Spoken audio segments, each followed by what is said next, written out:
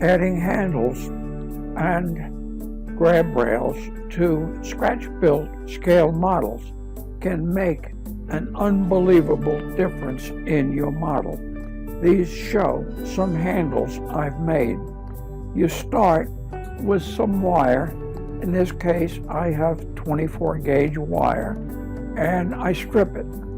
As you strip that wire, it's liable to be somewhat rippled. It's not at all straight. That's easily handled. We want to cut the wire to a length that will make it easy to handle when we shape it.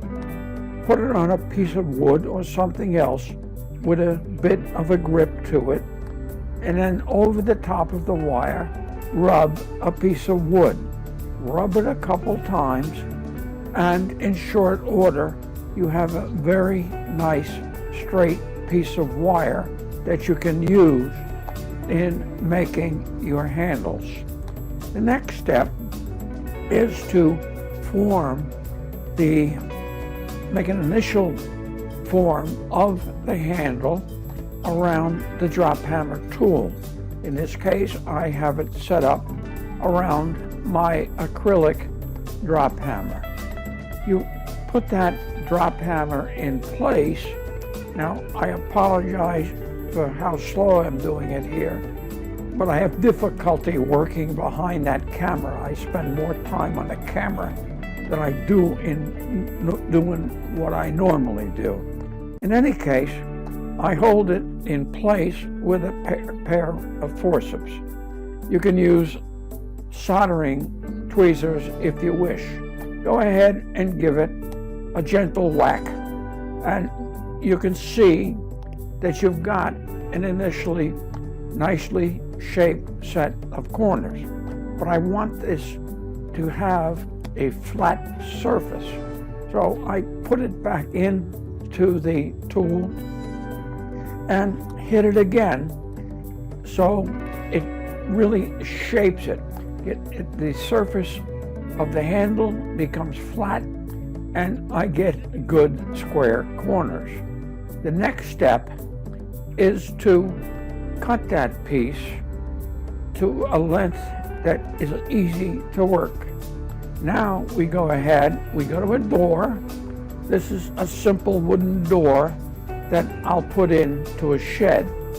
Take a piece of brass. You can use thick aluminum if you wish. Sometimes I use thick aluminum. And drill a hole the same size as the wire that's from which you made the handle. Go ahead and drill it, and what we'll do is we'll insert the wire into that hole. Once the wire is inserted, what I'm going to do is cut the brass so that I make the backing plate. Again, it's a little slow in the video, and the fingers have a couple years of age on them, so sometimes they're not, they're a little clumsy. Be positive about it. So now I have the wire in the backing plate, and what I'm going to do is take a pair of shears. I use these for brass work. You can get them online very easily. And I'll make a rough cut around the brass to make my backing plate. Now I'll cut it out at first. I'll go back later and trim it more so that it has the appearance that I want. After I trim this out, I will go ahead and paint the handle. Normally, I leave the backing plate in brass. It shows up well on the door when it's finished. Now this thing's small. Again, it's a little difficult here. I'm working with it behind the camera. I normally have a set of magnifiers on, but I can't work the camera with the magnifiers on. So again, a little bit slow. But we now have the piece on there, which of course I don't expect you to be able to see in this video. We now go ahead and insert it into the door. I'll I'll have it painted. I'll have the handle itself painted. I paint that a dark gray. But go ahead and insert the handle into the door, and then I can trim that handle and also glue from the back. So I now have a door handle in place. And this is what it looks like on this particular door.